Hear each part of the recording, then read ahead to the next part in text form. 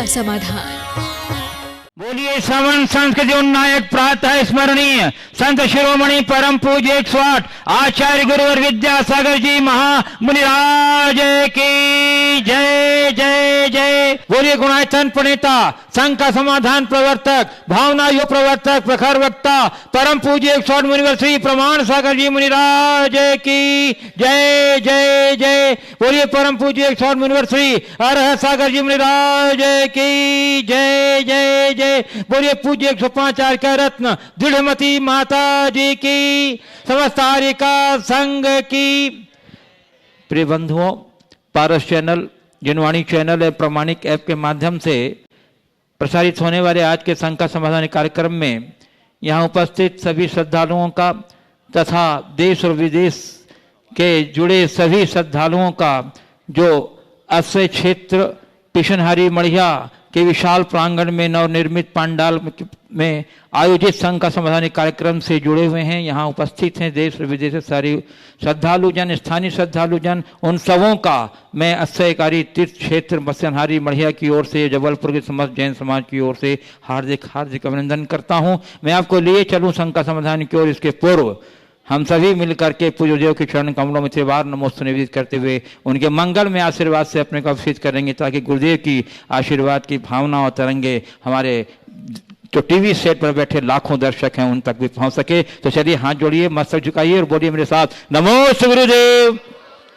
नमो गुरुदेव, नमो गुरुदेव। बंधुओं, संघ का समाधान की शुरुआत में आज हमारे बीच उपस्थित विशिष्ट अतिथिगण जो उपस्थित हैं उनके द्वारा प्रारंभ कर रहा हूं। सर्वप्रथम राष्ट्रीय स्वयं सेवक संघ के महाकौशल प्रांत के माननीय प्रांत संघ संचालक श्री प्रशांत सिंह जी, जो मध्य प्रदेश उच्च न्यायालय में वरिष्ठ अधिवक्ता भी हैं और पूर्व में मध्य प्रदेश उच्च न्यायालय के अतिरिक्त महाधिवक्ता भी रह चुके हैं। प्रश्न के लिए मैं उन्हें आमंत्रित कर रहा हूं और उसके बाद मैं आमंत्रित करूंगा डॉक्टर प्रदीप दुबे जी को। महाराज श्री के चरणों में मैं प्रणाम करता हूं और एक निवेदन महाराज श्री के चरण में रखना चाहता हूं। एक बहुत बड़ा षड्यंत्र संपूर्ण हिंदू समाज को बांटने का, देश को क्षेत्रीयता के आधार पर काटने का ऐसा चला और उसके खिलाफ एक बहुत बड़ा संघर्ष पूरे भारतीय समाज ने किया। कुछ हद तक उसका पटाक्षेप माननीय सर्वोच्च न्यायालय के निर्देश से 9 नवंबर 2019 को और ये निर्णय आया कि श्री राम जन्मभूमि में श्री राम मंदिर का निर्माण वहीं होगा, उसी स्थान पर होगा।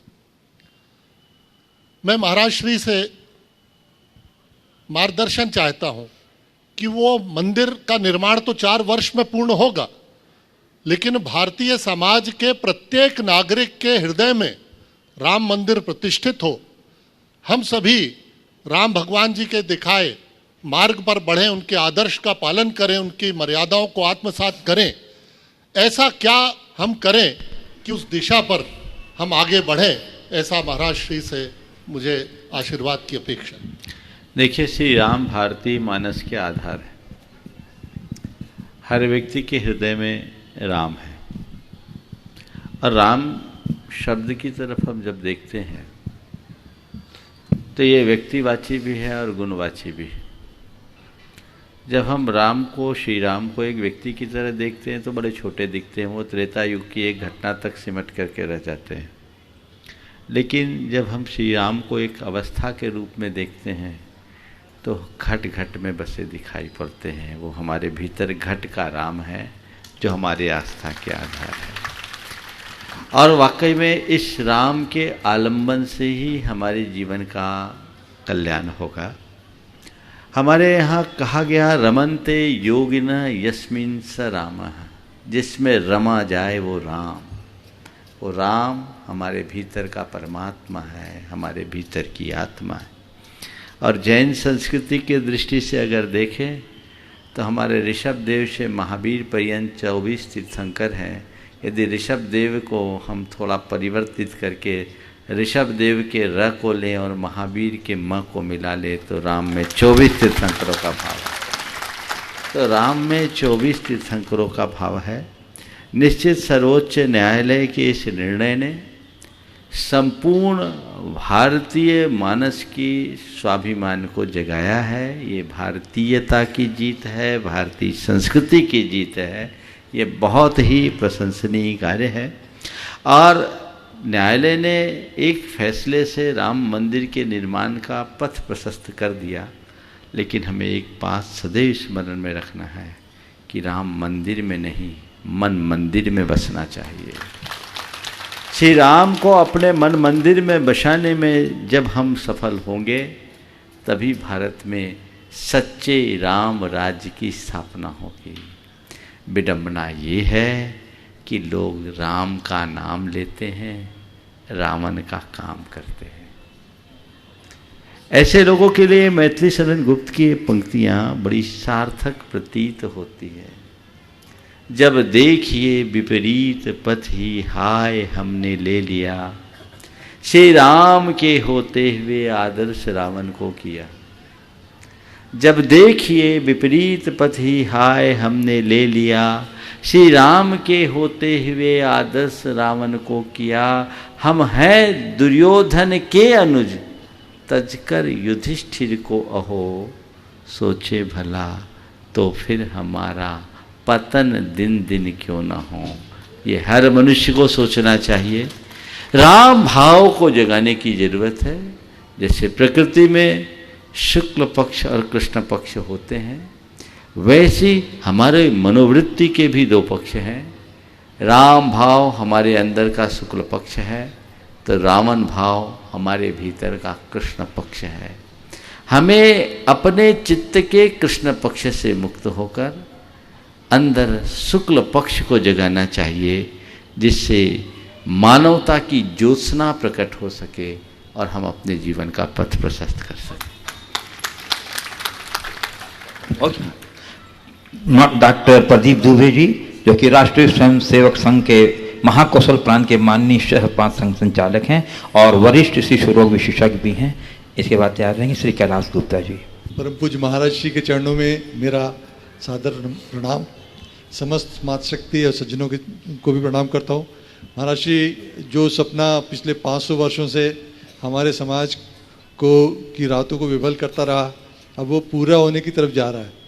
और जैसे गिलहरी अपनी शरीर में रेत लपेट कर, और उसने राम सेतु के निर्माण के लिए समुद्र में जो सेतु बन रहा था उसमें अपना योगदान दिया, हमारा समाज जागृत हो, उस तरह अपना योगदान करे, ऐसा आपसे आशीर्वाद मिले और मार्गदर्शन मिले, ऐसी मेरी प्रार्थना। मेरा पूर्ण आशीर्वाद है।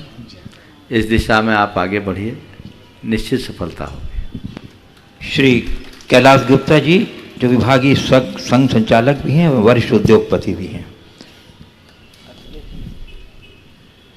महाराज श्री के चरणों में नमन करते हुए बस एक ही शंका मन में रहती है। हम लोग सभी प्रयासरत हैं कि विश्व में भारत विश्व वैभव का स्थान प्राप्त करे। ऐसी भविष्यवाणियां भी कई लोगों से सुनी हैं कि शीघ्र ही वो समय आने वाला है। 2024, 2028 अलग अलग लोगों ने अलग अलग समय दिया है। कुछ आपसे पता लगे कि कितने वर्ष और लगेंगे जब हम विश्व वैभव के स्थान पर प्राप्त हो सकेंगे।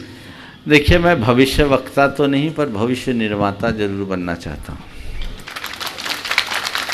भविष्य वक्ताओं पर मेरा विश्वास कम है, पर भविष्य निर्माता पर मेरा पूर्ण विश्वास है।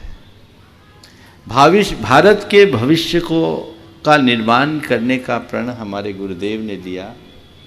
भारत के भविष्य के निर्माण की प्रेरणा हमें हमारे गुरुदेव ने दी, और उन्होंने एक बात बहुत ही दृढ़ता के साथ सबके मध्य रखी कि आप भारत को सच्चे अर्थों में विश्व शक्ति बनाना चाहते हो, तो भारत को भारत का आदर्श बनाइए, अमेरिका और रूस की तरफ मत जाइए। हम अपने प्राचीन भारत के गरिमापूर्ण इतिहास को पलटकर देखें। हमारा देश कितना समृद्ध, सशक्त और समुन्नत था। यदि उन आदर्शों को हम आत्मसात करते हैं तो निश्चित फिर से विश्व गुरु होने का सौभाग्य प्राप्त कर सकते हैं। पर ये काम तालियां बजाने से नहीं होगा। ये काम तब होगा जब हर व्यक्ति अपने भीतर की सांस्कृतिक निष्ठा को जागृत करेगा और अंदर से भारतीय होने का गर्व करेगा, विशुद्ध भारतीय बनेगा, भारत अपने आप बन जाएगा। विनोबा भावे के पास एक विश्वविद्यालय के छात्र राष्ट्र निर्माण का सूत्र पाने की भावना लेकर गए।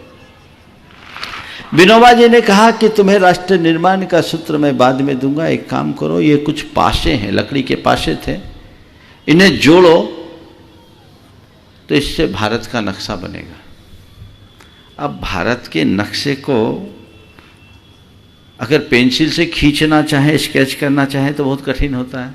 अब लकड़ी के पासों से भारत का नक्शा बनाना बड़ा टेढ़ा काम। सभी विद्यार्थी उलझन में पड़ गए। तभी एक ने उसे उलट पलट कर देखा तो उसे दूसरी तरफ मानव शरीर के अवयव दिखाई पड़े। उसने एक एक करके सबको पलटा। किसी में उंगलियां थी, किसी में पाँव के पंजे थे, किसी में एड़ी थी, किसी में घुटने थे, किसी में कमर का भाग था, किसी में पेट का भाग था, किसी में छाती, किसी में हाथ, किसी में सिर। उसने क्या किया? सबको पलटा और मानव शरीर के विभिन्न अंगों को जहाँ तहाँ लगाना शुरू कर दिया। और जैसे ही पूरे मनुष्य को बनाया, उसने उन पासों को पलटा तो दूसरी तरफ भारत बना हुआ दिखाई पड़ा। विनोबा जी ने कहा बस यही है देश के निर्माण का मेरा पहला सूत्र। अगर देश का निर्माण करना चाहते हो, भारत का निर्माण करना चाहते हो, मनुष्य का निर्माण करो। अगर हम मनुष्य का निर्माण करेंगे तो ये सब बातें अपने आप होगी। हमें उस दिशा में प्रयास करना चाहिए। चलिए, और इसी के साथ जैसे श्री अखिलेश जैन सीए भाजपा महाप्रदेश के प्रदेश कार्य समिति सदस्य हैं, वरिष्ठ समाज सेवी भी। महाराज श्री के चरणों में बारंबार नमोस्तु। वैसे 22 दिसंबर को हमारे घर में आपके आहार संपन्न हुए। हम लोग बड़े सौभाग्यशाली थे परिवार के लोग, और बाकल जिन मंदिर में प्रथम शिलान्यासकर्ता के रूप में हमारे परिवार को सौभाग्य मिला। आपके चरणों में बारंबार नमोस्तु। महाराज जी जैसे कहते हैं कि सच एक सर्जरी की जैसे होता है, जिसमें थोड़ा दर्द तो होता है लेकिन बाद में राहत मिल जाती है। लेकिन झूठ एक पेन किलर की भांति होता है, जिसमें तुरंत तो राहत मिल जाती है लेकिन इसके साइड इफेक्ट जीवन भर रहते हैं। परंतु महाराज जी आजकल झूठे लोग बहुत पसंद किए जाते हैं, क्योंकि सत्य बोलने पर सबसे पहले अपने ही रूठ जाते हैं। महाराज जी ऐसा कोई उपाय बताइए जिससे हम सच भी बोलें और सभी के बीच में हम पसंद किए जाएं। नमस्ते महाराज। देखिए, बहुत अच्छी बात है। सच कहने से अपने लोग रूठ जाते हैं और झूठ को सब पसंद करते हैं। इस बात को देखकर प्राय लोग सच कहने से कतराने लगे। पर मेरी एक सलाह है, सच बोलना बड़ा सरल है और सच को ही सच्चे अर्थों में पसंद किया जाता है। झूठ भी तभी तक पसंद किया जाता है जब तक उसकी असलियत नहीं खुलती। इसलिए सत्यनिष्ठ बने, सच बोले, पर कोरा सच न बोले, प्रिय सच बोले। अगर सच्चाई के साथ मधुरता जुड़ जाए, सत्य के साथ प्रियता जुड़ जाए, तो हमारे जीवन में स्वीकार्यता अपने आप बढ़ेगी। फिर हम किसी के नापसंदगी का शिकार नहीं बनेंगे। किसी ने कहा मैं तो कड़वा सच कहता हूँ, मैंने कहा जहाँ कड़वाहट है वहाँ सच कहाँ। सच में कड़वाहट नहीं, सच में मधुरता होनी चाहिए। हमारे यहाँ नीति कही गई, सत्यम ब्रूयात् प्रियम ब्रूयात्, ना ब्रूयात् सत्यम अप्रियम, ना नृतम च प्रियम ब्रूयात्, ऐसा धर्म सनातन। सच बोले, प्रिय बोले, अप्रिय सत्य न बोले और प्रिय झूठ न बोले, यही सत्य का शाश्वत मार्ग है। भले मैं देख रहा हूँ दर्शकों के मध्य सतना से गुरु चरणों के अन्य भक्त यूनाइटेड ट्रस्टी श्री संदीप जी जैन सब परिवार यहाँ उपस्थित हैं। मैं उन्हें आमंत्रित कर रहा हूँ अपने प्रश्न के लिए और नमन के लिए। और उसके बाद तैयार रहेंगी श्रीमती रोली जैन चावल वाला परिवार जबलपुर, जो मंच पर विराजित आरिका रत्न देवमती माता जी गृहस्थ अवस्था की भतीजी हैं। पूज्य महाराज श्री के चरणों में नमोस्तु, पूज्य माता जी के चरणों में वंदनामि। संयोग है कि आज वरिष्ठ अधिवक्ता यहाँ पर विराजमान है। मेरा प्रश्न महाराज जी न्यायिक प्रक्रिया में हो रही विसंगति को लेकर है। इस देश में जो लोग कानून को बनाते हैं वो लोग कानून को लागू नहीं करवाते। मतलब बनाने वाले अलग हैं, लागू करवाने वाले अलग।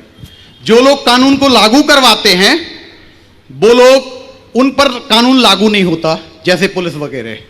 जिन पर कानून लागू होता है आम आदमी, वो कानून को जानते नहीं हैं, और जो कानून को जानते हैं वो कानून को मानते नहीं हैं। न्यायिक व्यवस्था में ये विसंगति क्यों? इसीलिए और, तो कहते हैं और एक प्रश्न इसी के साथ है कि न्याय में देरी ही सबसे बड़ा अन्याय है, और सतना वालों के साथ घटित हो रहा अन्याय कब दूर होगा? कृपया। देखिए, सबसे पहली बात तो आपके पहले सवाल का उत्तर एक वाक्य में दूंगा। इसीलिए अंधा कानून है। मैं ज़्यादा विस्तार और व्याख्या अपेक्षित नहीं समझता। आपने बहुत ही लालित्यपूर्ण तरीके से प्रश्न को रखा है, और मैं इतनी संक्षेप में उसका उत्तर अपेक्षित मानता हूँ। जहाँ तक सतना वालों के साथ होने वाले न्याय में देरी, तो न्याय और अन्याय तो तब होता है जब किसी की कोई गुनाह होने पर दरखास्त लगे। जिनकी कोई गुनाह ही नहीं और दरख्वास्त ही नहीं, उनका कहाँ का न्याय और कहाँ का न्याय? वे खुद न्याय करें। नमस्ते। चलिए, और अब मैं लिए चलता हूँ आप सबों को मंच पर विराजित पूज्य आरिका संघ। हाँ, रोली, यस रोली, श्रीमती रोली चावल वाला परिवार, ब्रह्मचारिणी बहन कल्पना दीदी जबलपुर। नमोस्तु महाराज जी, समस्त आरिका संघ के चरण में वंदाई माता जी। महाराज जी, ये पूछना था कि भगवान अरहंत भगवान के मनोयोग तो माना है, परंतु उनका मल बल प्राण क्यों नहीं माना? उनके पास मन है पर मन का प्रयोग नहीं, समझ गए? इसलिए योग है, बल नहीं। जी, नमोस्तु महाराज जी। ब्रह्मचारिणी बहन कल्पना दीदी जबलपुर। महाराज श्री के चरणों में बारंबार नमोस्तु, सभी माता जी के चरणों में बारंबार वंदनामि। महाराज जी, हमारा एक प्रश्न है कि वर्तमान परिप्रेक्ष्य में नारियों की अस्मिता का सुरक्षित नहीं है, और वह हमेशा डर डर के जीती हैं, उनकी हमेशा खतरे में रहती। उसका कुछ ऐसा उपाय बताओ जिससे उसकी अस्मिता भी सुरक्षित रहे और वह हर जगह अपने आप को सुरक्षित महसूस करे। इसके लिए दो दिन पहले प्रश्न के उत्तर में विस्तार से इस पर चर्चा की। नारीत्व को सुरक्षित रखो, नारी अपने आप सुरक्षित होगी। चलिए ये अब मैं आप सबको ले चलता हूँ मंच पर विराजित पूज्य आर्यिका संघ की ओर, और मैं प्रथम प्रश्न के लिए प्रार्थना निवेदित कर रहा हूँ पूज्य आर्यिका सिद्धमती माता जी से, और उसके बाद तैयार रहेंगी पूज्य आर्यिका सिद्धमती जी, हाँ सिद्धमती जी माता जी, उसके बाद पशममती माता जी। मुनि देव के चरणों में नमोस्तु, पूज्य आर्यिका दृढ़मती माता जी के चरणों में वंदनामि। महाराज श्री जी, आपका ये शंका समाधान का जो कार्यक्रम है, इससे सभी लोगों को बड़ा लाभ मिलता है। इस समोसरण की प्रतीक के रूप में मुझे ऐसा लगता है जैसे महावीर भगवान से जब राजा श्रेणिक ने 60,000 क्वेश्चन किए, प्रश्न किए, और उनको समाधान मिला, इसी तरह इस सारी जनता को आपके माध्यम से जो समाधान मिलता है, तो दो पंक्तियों में आपसे कहूंगी, माना कि आपके सिर पर कोई ताज नहीं, लेकिन है कौन सा शख्स यहाँ पर जिस पर आपका राज नहीं। उसी की श्रृंखला में मैं आपसे एक प्रश्न कर रही हूँ कि आधुनिक के परिवेश में माता पिता अपने बच्चों से उच्च शिक्षा के माध्यम से और उनको बहुत ही आधुनिक रूपता से उनको उच्च शिक्षा दिलाते हैं, और माता पिता के विरुद्ध वो जो बच्चे होते हैं उन बच्चों के विजातीय व्यवहार हो जाना, जिससे संस्कार और संस्कृति के ऊपर बड़ा कुठाराघात होता है। तो इसके लिए कैसे बचाया जाए, इसका समाधान चाहते हैं। देखिए, ये बहुत बड़ी समस्या है और ये समस्या सर्व समाज में। हमें इसकी जड़ में जाना चाहिए। जहाँ तक उच्च शिक्षा का सवाल है वो आज की आवश्यकता हो गई, हम उसका निषेध करना उचित नहीं समझते, पर हमें उच्च शिक्षा के साथ साथ संस्कारों पर भी ध्यान देना चाहिए और धार्मिक सामाजिक सरोकारों का भी बोध कराना चाहिए। आज की सबसे बड़ी विडंबना ये है कि लोग शिक्षा पर जितना ध्यान दे रहे हैं, अपने संस्कारों और सामाजिक सरोकारों को उतना ही नज़रअंदाज कर रहे हैं। सबसे पहली आवश्यकता हम इसका ध्यान रखें। बच्चों को बाहर पढ़ने भेजने से पूर्व उन्हें संकल्पों के बंधन में बांधें और उनके संस्कारों को इतना प्रबल बना दे, गहरा बना दे कि संगति का उन पर असर न हो। साथ ही उन्हें अपने जीवन साथी के चुनाव के लिए किए जाने वाली समझ भी दें। प्रायः आज के समय में प्यार के भ्रम में, जो मेरी दृष्टि में केवल यौवन का आकर्षण है, लोग फंसते हैं और अपने जीवन को बर्बाद कर डालते हैं। सहशिक्षा इसका एक बड़ा कारण है। आज के समय जो जितना भी मीडिया है वह भी इसमें एक बड़ा कारण बन रहा है। यदि इन सब बातों के प्रति बच्चों और बच्चियों को शुरू से जगाया जाए तो इस समस्या का हल निकल सकता है। मेरा मानना ये भी है कि इसे हम केवल धार्मिक भावों से नहीं संभाल सकते। हमें सभी बच्चों और बच्चियों को तथ्यात्मक तरीके से इसके होने वाले दुष्परिणामों का ज्ञान कराना चाहिए। आज इस विषय में काफ़ी कुछ तथ्य उपलब्ध हैं कि इस तरह से मूल मार्ग से भटककर गंधर्व विवाह, जो हमारे शास्त्रों में गंधर्व विवाह कहा गया, स्वयं के निर्णय से विवाह करते हैं। इसके दुष्परिणाम क्या आते हैं? जब युवक युवतियों को हम इन बातों पर अच्छे से समझाने में समर्थ हो जाएंगे तो ये समस्याएं हल होगी। पर ये तो कैंसर जैसी बीमारी बन गई है। माँ बाप को कुछ पता ही नहीं चलता। माता पिता अपने बच्चों को पूर्ण लिबर्टी देते हैं, ज़रूरत से ज़्यादा उदार हो जाते हैं। उनके भीतर क्या चलता उनको पता ही नहीं और पता लगाने का उनके पास समय भी नहीं। आजकल के माँ बाप की बात क्या करूँ। एक परिवार मेरे पास आया, उनके साथ उनका बेटा था। मैंने उससे बेटे की तरफ देखा और उनके पूछा कौन सी क्लास में पढ़ते हो। पिता ने कहा 6वीं, तो बेटा ने कहा नहीं पापा 7वीं। अब जिस बाप को यही पता नहीं कि मेरा बेटा कौन सी क्लास में पढ़ रहा है, उसका क्या हाल होगा। ये बड़ी विचित्रता है। हम इस विषय में कितना भी कहें, जब तक जड़ पर हमारा ध्यान नहीं जाएगा इस समस्या का समाधान नहीं निकल पाएगा।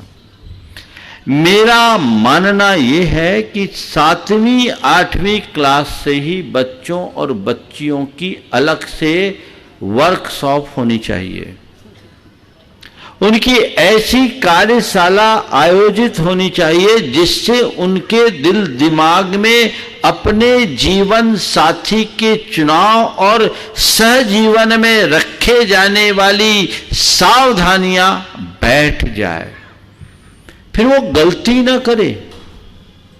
उन्हें अपने जीवन की मर्यादाओं का गहरा बोध कराना चाहिए, उन्हें अपने कुल का गौरव सिखाना चाहिए और उनके हृदय में अपने माता पिता का सम्मान जगाना चाहिए। ये अगर जग जाए, हम लोग बहुत लेट बात करते हैं। जो सही समय है, जिस समय उसमें बदलाव की संभावनाएं हैं, उसी समय ध्यान रखना चाहिए। 11-12 साल की उम्र तक बच्चे माँ बाप की पूरी बातें मानते हैं और 12 साल की उम्र के बाद प्रायः वो माँ बाप से बातें छिपाना शुरू कर देते हैं, उनकी अवहेलना शुरू कर देते हैं और 16-17 की उम्र पार करने के बाद तो माँ बाप को गधा मानना शुरू कर देते हैं, उल्टा सिखाना शुरू कर देते हैं। आप जब अपने बच्चों के लिए नियंत्रण लाने की बात करते तब तक काफी विलंब हो चुका होता है। यदि समय रहते आप ध्यान दें तो इस समस्या का हल हो सकता है। पूज्य प्रसन्नमती माता जी और उसके बाद पूज्य साधनामती माता जी। पूज्य मुनीश जी के चरणों में नमस्ते, माता जी के चरणों में वंदना।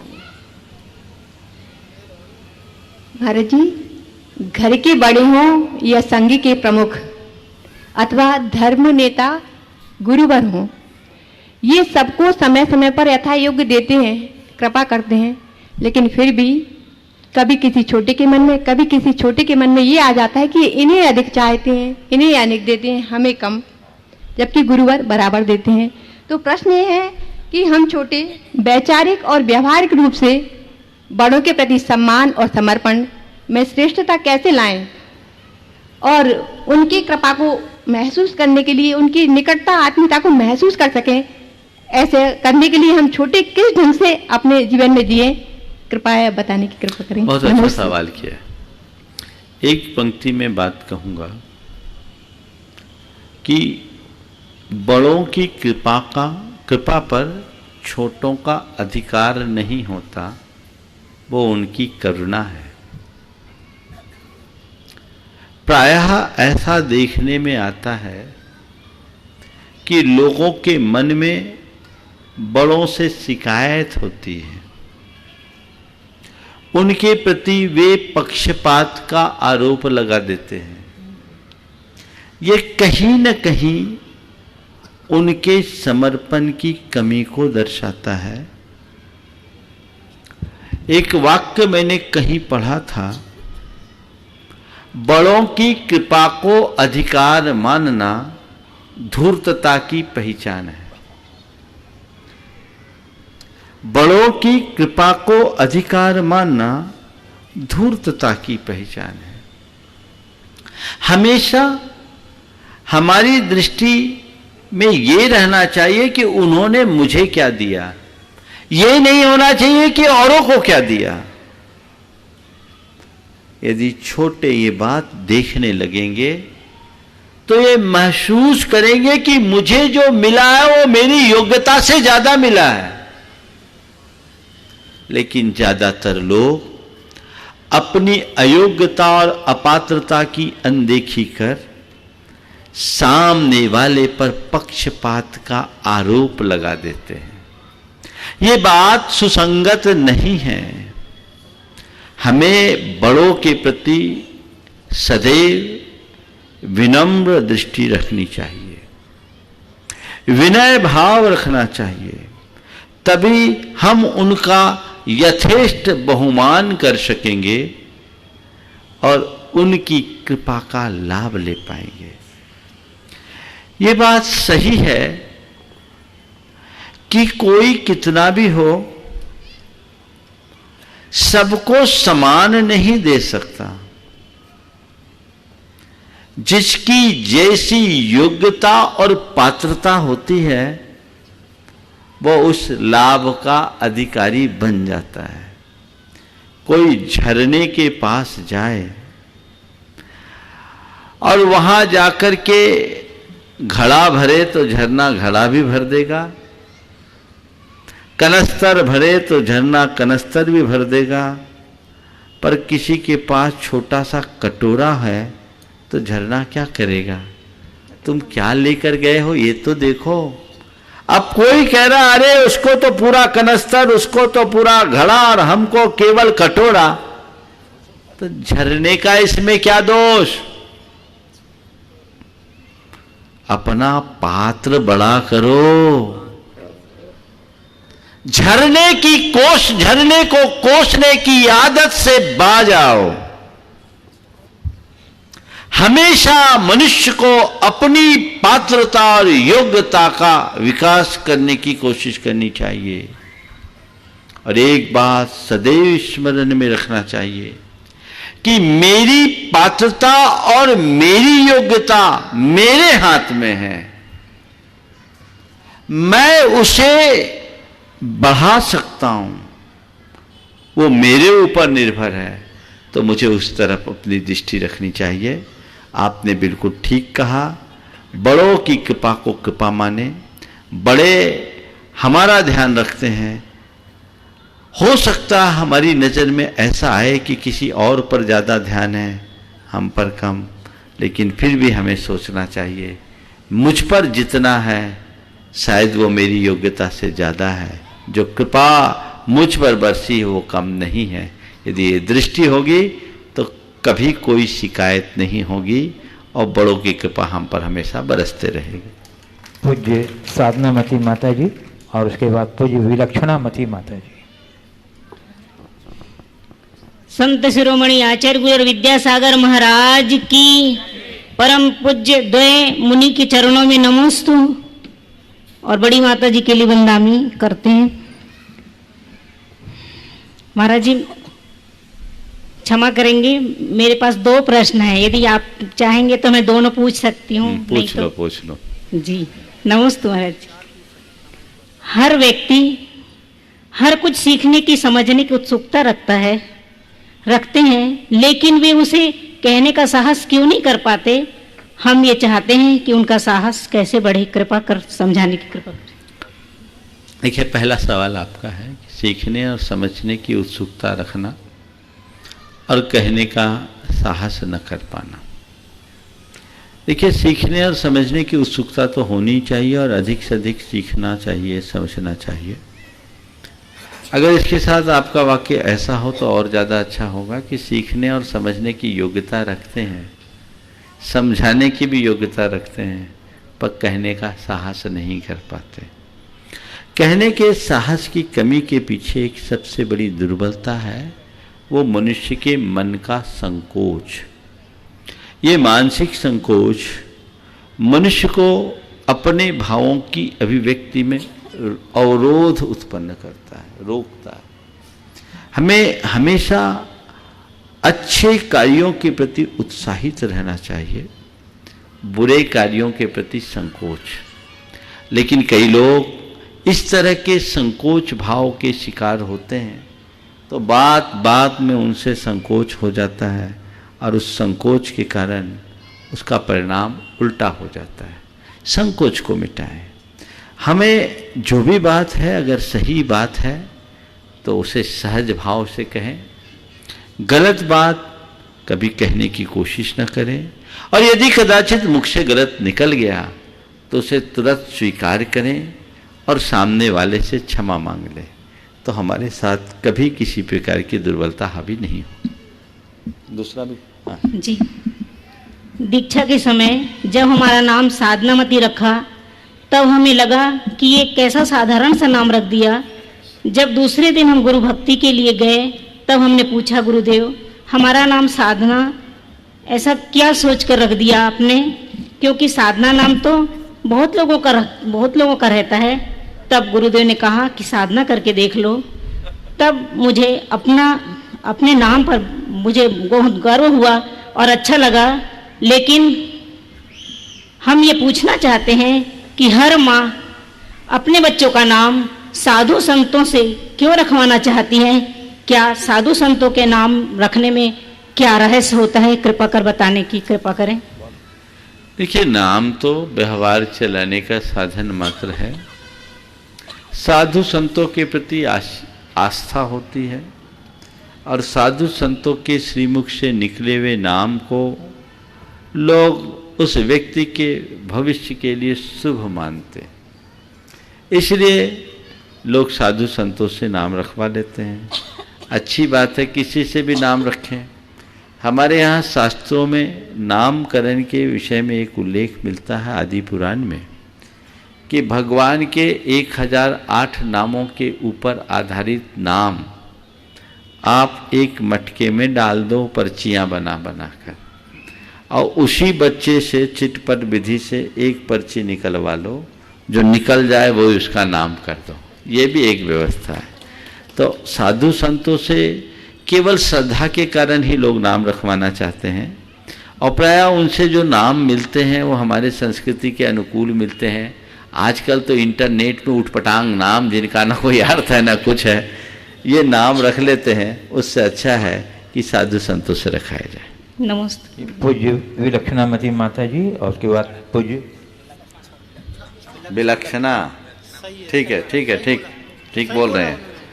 हाँ बोलो। उसके बाद पूज्य पावनमती माता जी। आचार्य श्री जी के चरणों में नमन, दोनों मुनि महाराज के चरणों में नमन, बड़ी माता जी को बंदामी।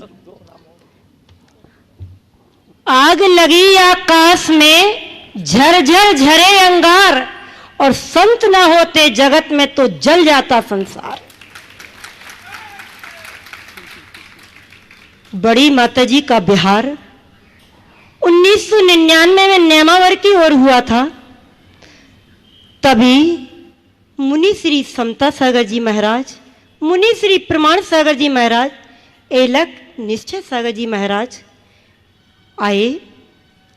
तो सबसे प्रथम बड़ी माता जी की घंटी बज गई, यानी बिहार करवाने की। तो हमने मुनि श्री समता सागर जी महाराज से कहा कि महाराज आपका तो सानिध्य मिला नहीं और हम जा रहे हैं। तो महाराज ने सुना और तुरंत आचार्य श्री के पास पहुंचे और निवेदन किया कि महाराज आचार्य श्री जी, माता जी तो मिली नहीं है। तो एक और हम और संयमवती माता जी बैठ गए, दूसरी ओर मुनि श्री समता सागर जी बैठ गए, और बाजू में बड़ी माता जी बैठी हुई थी। तो जैसे ही आचार्य श्री जी ने आज्ञा दी, क्योंकि तपोमती माता जी रुकी हुई थी, जैसे आज्ञा मिली तो माता जी बड़ी तेजी से कहती हैं, हमें कोई नहीं रोक रहा है। बस इतना कहना हुआ और आचार्य श्री जी ने आंखों के इशारे से हम लोगों को मना कर दिया, रुको नहीं, बढ़ो आगे। तो महाराज जी, मुनि श्री जी, हमारे यहाँ ये जिज्ञासा है कि हमें गुरुदेव की आज्ञा मिली और विलीन हो गई, इसमें क्या राज था महाराज का? क्या बड़ी माता जी का सातिशय पुण्य था? वैसे बड़ी माता जी आचार्य श्री जी की द्वितीय संतान होकर अद्वितीय है, हमारी शंका का समाधान कीजिए। ये राज तो उन्हीं से पूछना पड़ेगा, है ना। 1999 की बात, उस घड़ी की बात जिस समय मैं उपस्थित भी नहीं था, वहाँ तो मैं सामने था नहीं। और गुरुदेव ने जो कुछ कहा, कुछ ना कुछ तो राज होगा। या तो गुरुजी से पूछो या अपनी माता जी से पूछो, वही बता पाएगी। और बच गए तो समता सागर जी से पूछो। समाधान आप भी कर दीजिए महाराज जी। हो गया। पूज्य पावनमती माता जी और उसके बाद पूज्य आगममती माता जी। नमो आयरी आणम, नमो लोय सब साहुणम। आचार्य गुरुवर विद्यासागर जी महामुनि महाराज की, परम पूज्य 108 श्री प्रमाण सागर जी महाराज की, परम पूज्य 108 श्री अरय सागर जी महाराज की जय, परम पूज्य 105 दृढ़मती गुरुमती माता जी की जय। पूज्य श्री जी, ये प्रश्न मेरा नहीं है, पूज्य बड़ी माता जी ने मुझे दिया है। ठीक है, ठीक है, चलेगा। भारत देश अहिंसा संस्कृति प्रधान देश है, लेकिन भारतवासियों के मन में अहिंसा के प्रति बहुमान और हिंसा त्याग के प्रति निष्ठा जागृत क्यों नहीं देखी जाती? कृपया इसका समाधान दीजिए। बहुत अच्छा सवाल है। अहिंसा प्रधान देश होने के बाद भी भारतीयों के हृदय में अहिंसा के प्रति निष्ठा और हिंसा के त्याग के प्रति अभिरुचि क्यों नहीं होती? देखिए, अहिंसा के गीत गाने मात्र से अहिंसा का अनुपालन नहीं हो सकता। जब तक कि हम अहिंसा के मूल तत्व तक न पहुंचे। अहिंसा के पीछे की जो मूल भावना है वह है आत्म साम्य की भावना, सह अस्तित्व की भावना। जैसी मेरी आत्मा है वैसे ही सबकी आत्मा है। जैसे मुझे सुख प्रिय है वैसे ही सभी प्राणियों को सुख प्रिय है। जैसे मैं दुख नहीं चाहता वैसे ही अन्य प्राणी भी दुख नहीं चाहते। जैसे मैं मरना नहीं चाहता वैसे ही अन्य प्राणी भी मरना नहीं चाहते। तत्वतः सभी समान हैं। जब मैं सबके प्राण मेरे समान हैं तो फिर हम किसका घात करें? कोई अपना घात तो कभी करता नहीं। तो ये आत्म साम्य की भावना के विकास के बिना अहिंसा की चेतना विकसित नहीं हो सकती। हम अहिंसा की बात करते हैं पर हमें उसके साथ साथ इस बात का पाठ पढ़ाना चाहिए जो सर्वभूतात्मवाद को पुष्ट करे, आत्मौपौम्य की भावना जगाए, आत्म साम्य का बोध कराए। भगवान महावीर कहते हैं, आया तुला पयाशु, सभी को आत्मा के समान देखो। सब आत्मा के समान है। ये दृष्टि आ जाए तो कभी हिंसा नहीं। आज आप देखो, आप अपने परिवार के किसी व्यक्ति की कोई हिंसा तो बहुत दूर की बात है, रंचमात अनिष्ट करना चाहते हो क्या? किसी के प्रति आपकी आत्मीयता हो तो आप उसका बुरा सोच भी नहीं सकते। तो जैसे आप जिनके प्रति अपनत्व रखते हो, आत्मीयता का भाव रखते हो, उसके प्रति स्वाभाविक प्रेम आपके हृदय में प्रकट होता है। जिस पल प्राणी मात्र के प्रति ऐसा अपनत्व विकसित होगा, अहिंसा का चरम रूप प्रतिष्ठित हो जाएगा। हम लोगों की एक कमी है, हम अहिंसा की मूल चेतना को जन जन तक पहुंचाने का सफल प्रयास कम करते हैं। हम प्रायः वर्जनाओं की बात करते हैं, ये मत करो, वो मत करो, ये मत खाओ, ये मत खाओ। लेकिन हमें उसकी मूल भावना समझानी चाहिए। जैसे हमारे सारे आगमों में, वेदों में, पुराणों में, उपनिषदों में गाया गया, जो हमारी संस्कृति की मूल थाती है, तब जीवन में बदलाव होगा। ईशावश्यमिदं सर्वं यत् किंच जगत्याम जगत तेन त्यक्तेन भुंजित मागृध कश्शुद्धनम। ये उपनिषद की उक्ति हमें क्या प्रेरणा देती है? हम मूल को जगाएं।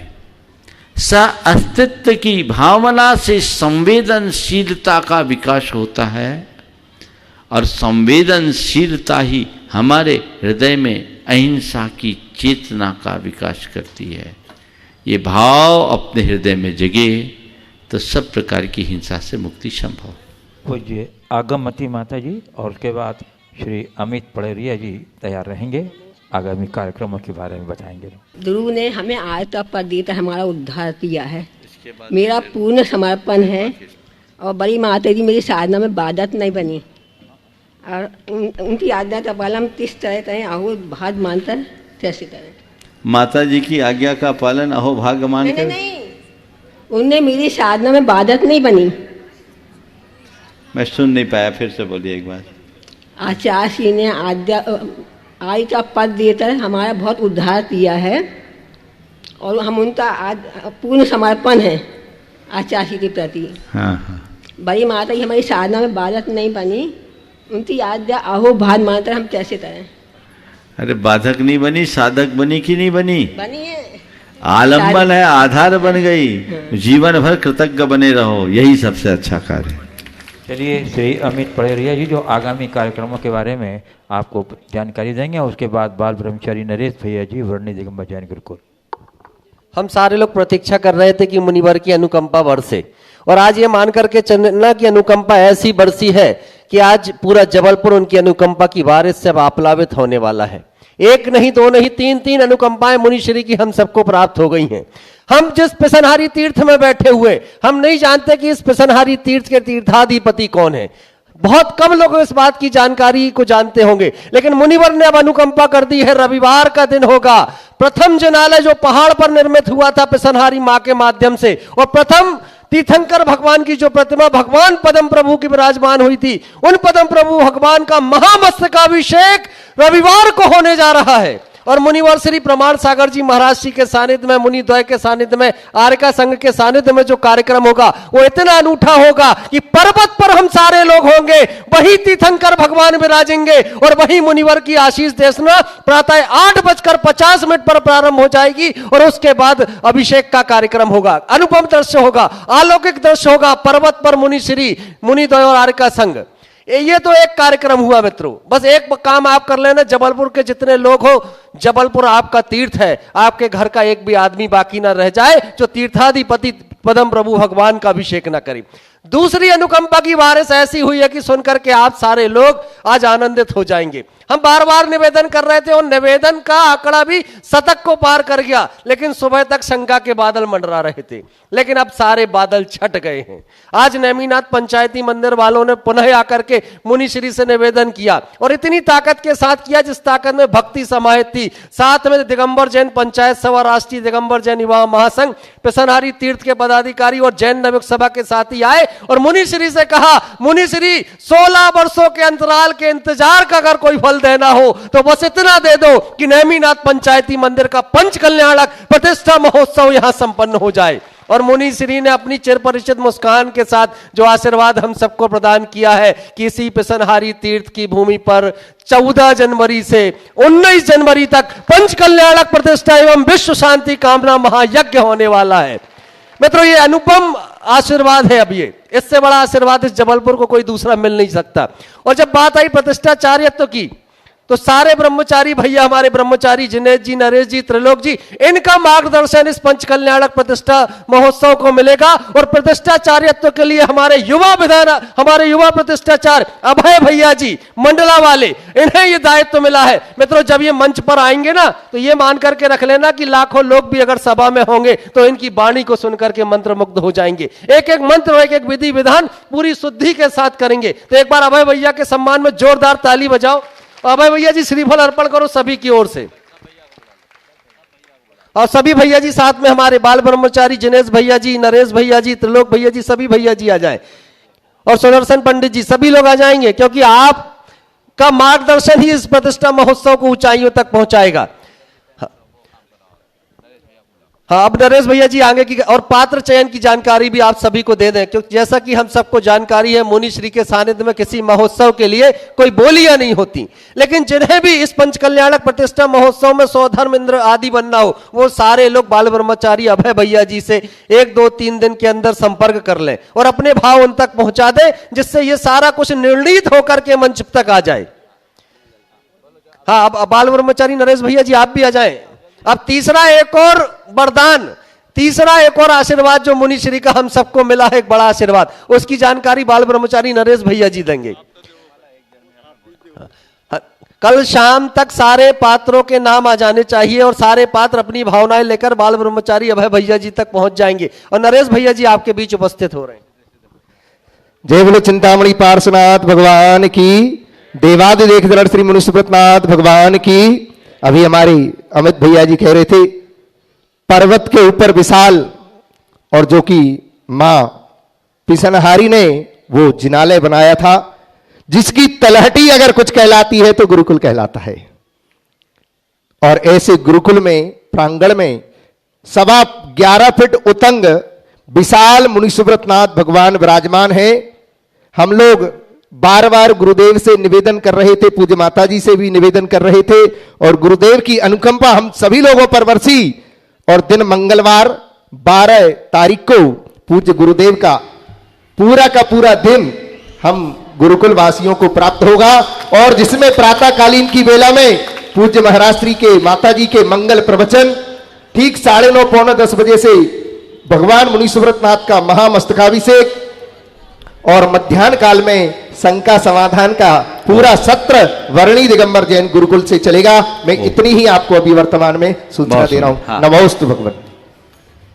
और अब मैं आपको लिए चलता हूं मंच पर विराजित पूज्य 105 आचार्य का रथ दृढ़मती माता जी की ओर। पूरा देश, पूरा विश्व माता जी महाराज बोले, हाँ, पूरा विश्व बड़ी उत्कंठा से पूज्य दृढ़मती माता जी की ओर निहार रहा है कि वो क्या प्रश्न पूछेंगे, गुरुदेव क्या उत्तर देंगे। नमस्ते महाराज श्री जी। अभी एक प्रसंग आया था विवाह पद्धति के बारे में। भारतीय विवाह पद्धति का ह्रास होता चला जा रहा है भारतवासियों के बीच में से। पौराणिक ऐतिहासिक कुछ प्रसंग अगर इनके समक्ष रखे जाते हैं तो जो पुराण पढ़ने वाले हैं वो उल्टा तर्क और करते हैं महाराज श्री जी कि पुराणों में भी तो ऐसा आता है कि पहले स्वयंवर पद्धति से विवाह पद्धति संपन्न होती थी। अब यदि हम लोग स्वयं इच्छा से कोई विवाह पद्धति करते हैं तो इसमें कौन सी परेशानी है। मुनि श्री जी, ऐसे तर्क का उत्तर बहुत अच्छा सवाल आपने किया है, और मैं समझता हूँ ये सवाल बहुत पहले आना था तो उसके साथ पूरा न्याय होता। फिर भी समय को देखते हुए बहुत संक्षेप में कहते हुए इस प्रश्न को मैं आज स्थगित रखूँगा। शेष उत्तर मैं चाहूँगा कल से फिर कल ये फिर प्रश्न उठाया जाए ताकि इस पर विस्तार से चर्चा हो। लेकिन एक ही बात, स्वयंवर से आज के विवाह की तुलना करना कतई उचित नहीं है, क्योंकि स्वयंवर कन्या नहीं रचाती थी, स्वयंवर माँ बाप आयोजित करते थे, और माँ बाप की सम्मति में कन्या को स्वतंत्रता होती थी कि वो किसके गले में माला डालना है। और आज भी माँ बाप किसी बच्चे या बच्ची का विवाह उसकी इच्छा के विरुद्ध तो नहीं करते, उसकी इच्छा है, सम्मति है। एक ही पंक्ति में बात कहूँगा, माता पिता की सम्मति के आशीर्वाद से ही जीवन सच्चे अर्थों में फलीभूत होता है। इसके बहुत सारे दुष्परिणाम हैं। हमारे पुराणों और आगमों में विवाह की क्या व्यवस्था दी गई है, इस पर संपूर्ण चर्चा या तो मैं एक दिन पूरे प्रवचन में ही ले लूँ तो ज़्यादा अच्छा रहेगा, ताकि सभी को, हाँ बहुत अच्छा है, तो चलो कल के प्रवचन में ही ये विषय ले लेते हैं तो ज़्यादा अच्छा होगा। अभी दो बातें आप सबके बीच कही गई। पंचकलानक प्रतिष्ठा महोत्सव के आयोजन की घोषणा की गई। यहाँ की समाज बहुत दिनों से लगी हुई थी, बजाजी मंदिर के लोग तो कई सालों से लगे हुए थे। विगत दिनों गुरुदेव के पास जाकर के इसके लिए निवेदन करके राय सेठ ने आशीर्वाद भी लिया। मुझे थोड़ी समय की अनुकूलता नहीं दिख रही थी, लेकिन आज आप लोगों का पुण्य भारी पड़ गया और ये लाभ आप सबको मिल गया है। मैं जबलपुर वालों को बोलूँगा कि अब आयोजन तो मिल गया है, लेकिन अब आपको इसका पूरा लाभ उठाना है पूर्ण उत्साह और उमंग के साथ। ये इस क्षेत्र का प्रभाव है कि आयोजन मड़िया जी में ही हो रहा है, और पुरानी बजाजी का पिछला पंचकलानक भी मड़िया जी में ही हुआ था, और ये पंचकलानक भी मड़िया जी में ही होने जा रहा है। ये अपने आप में बहुत अच्छी बात है। पिछली बार भी हम यहीं थे और इस बार भी यही हैं, आर्य का संघ साथ में है। इसका लाभ आप सबको उठाना है, और साथ ही पीसनहारी के द्वारा विराजमान पद्म प्रभु भगवान का अभिषेक अपने आप में बहुत महत्वपूर्ण अभिषेक, वे अतिशयकारी पद्म प्रभु भगवान का ही ये चमत्कार है कि मड़िया का इतना बड़ा विस्तार है। इसका आप सबको लाभ लेना है, और गुरुकुल के लिए जो मुनि सुब्रतनाथ भगवान के अभिषेक की बात की गई है उनका भी हम सबको लाभ उठाना है। समय आप सबका हो गया, यहीं पर विराम। बोलिए परम पूज्य आचार्य गुरुवर श्री विद्यासागर जी महाराज की। बोलिए परम पूज्य एक श्री प्रमाण सागर जी महाराज की। हाँ, श्री अरहर सागर जी महाराज की। पूज्य दिलमती माता जी की। समस्त तारिका संघ की।